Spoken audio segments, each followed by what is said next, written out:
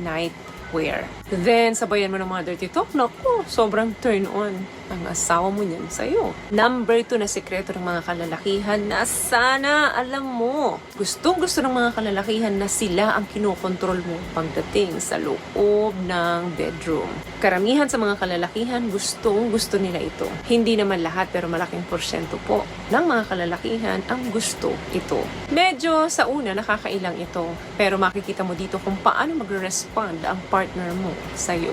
And matutuwa ka sa magiging response niya. What I love about this product, itong No More Dark Secret ng K-Skin, bukod sa may advanced whitening na siya na kung saan pwede niyang matulungan na pumuti yung mga singit-singit mo, moisturizing, meron siyang anti-irritation, antibacterial, maintain healthy pH level. Hindi lang pambabae, meron din po tayong pang lalaki. Number 3, ito ayaw ng mga